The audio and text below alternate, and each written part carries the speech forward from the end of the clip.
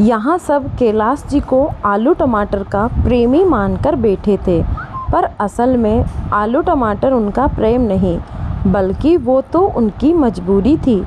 ऐसी मजबूरी जो वो किसी से भी साझा नहीं कर पाते थे, वरना आलू टमाटर से वे किस तरह से परेशान थे, यह बात सिर्फ वे ही जानते थे।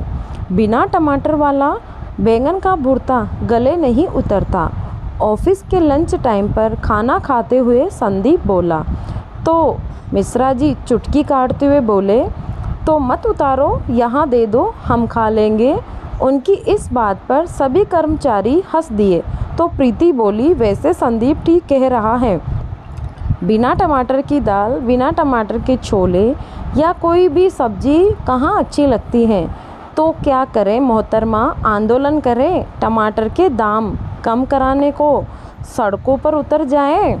मिश्रा जी ने अपना छोटा सा मुंह खोलकर छोटा सा निवाला डालते हुए कहा। तभी संदीप बोला, कल तो अपने कैलाश जी आएंगे ऑफिस, बस उनकी ही सब्जी खाएंगे, सब आलू टमाटर वाली। हाँ, उनके टिफ़िन में ज़रूर आलू टमाटर आता है। वैसे इस बार लंबी छुट्टी ले ली उन्होंने, नहीं तो आज ही टमाटर वाली सब्जी खाने को मिल जाती। प्रीति ने अपना खाना ख़त्म करते हुए कहा। उनकी अम्मा की तबीयत ठीक नहीं थी, उन्हें ही देखने गए हैं गांव, वरना कैलाश जी तो एक दिन की भी छुट्टी ना ले। खैर, कल तो आ ही जा रहेंगे कैलाश जी, बस तो कल उनके ही आलू टमाटर पर अटैक होगा। यहाँ सब कैलाश जी को आलू टमाटर का प्रेमी मानकर बैठे थे, पर असल में आलू टमाटर उनका प्रेम नहीं, बल्कि वो तो उनकी मजबूरी थी।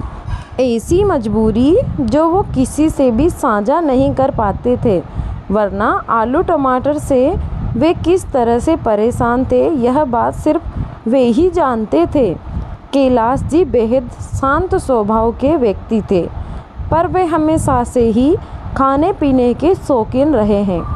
इत्तेफाक से उन्हें पत्नी जी भी पाक कला से प्रेम करने वाली मिल गई। कैलाश जी जब शादी तय हुई तब वे इस बात से सबसे ज़्यादा खुश थे कि लड़की को खाने की नई नई रेसिपी सीखना बहुत पसंद है। शादी तय होने से लेकर शादी होने तक कैलाश जी पत्नी के हाथ के बने स्वादिष्ट और तरह तरह के भोजन के बारे में सोच कर मारे खुशी के मन ही मन उछलते रहते थे। पर शादी के बाद उनकी सारी खुशी तब हवा हो गई जब हर रोज़ उन्हें आलू टमाटर की सब्जी ही खाने को मिलने लगी।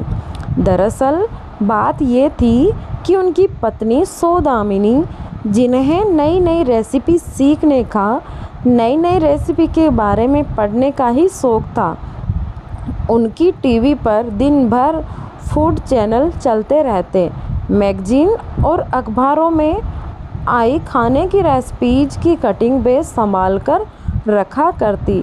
हर नए पुराने शेफ से, नए मसालों से, देसी विदेशी सब्जियों से वे बखूबी परिचित थी। पर सौदामिनी जी के इस शौक़ का इतना सा ही फ़ायदा कैलाश जी को नहीं मिला था, क्योंकि उनका यह शौक़ केवल आभासी ही था, प्रैक्टिकली बिल्कुल भी नहीं। उनका यह शौक़ बिल्कुल वैसा ही था जैसे कि कोई लड़का बचपन से क्रिकेट मैच देखने का, प्लेयर्स के बारे में पढ़ने का, उनके बारे में जानने का और घर में उनके पोस्टर चिपकाने का तो बहुत शौक़ रखता हो, पर उसे खुद बैट उठाकर फील्ड में उतरने का कोई ख़ास शौक़ ना हो। बस ऐसा ही था सौदामिनी जी के साथ। पत्नी जी के इस आभासी शौक़ के चलते कैलाश जी के जीवन के 12 बज गए थे।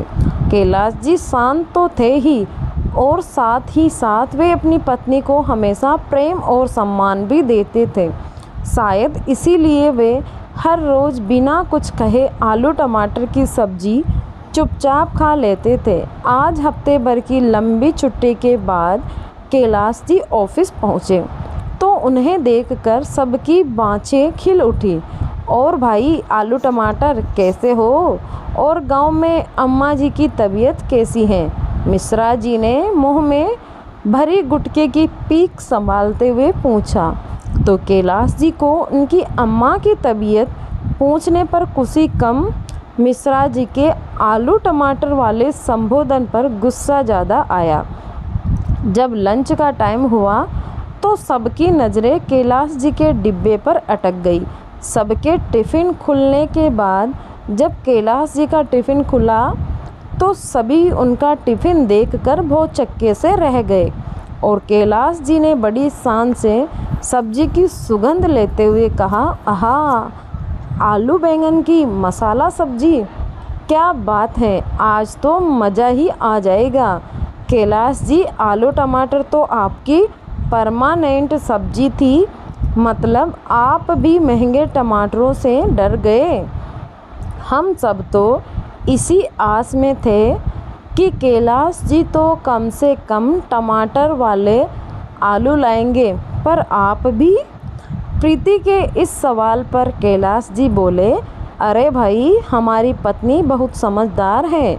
कल सब्जी लेकर आई थी तो बोली, टमाटर के दाम तो आसमान छू रहे हैं, इसीलिए जब तक टमाटर सस्ता नहीं होगा तब तक वे आलू टमाटर नहीं बनाएगी। यहाँ सब टमाटर के बढ़ते दामों को कोस रहे थे और वहाँ कैलाश जी आलू बैंगन खाते हुए महंगे टमाटरों का मन ही मन शुक्रिया अदा कर रहे थे। दोस्तों, आपको कैसी लगी आज की कहानी? आप कमेंट में ज़रूर बताएं। धन्यवाद।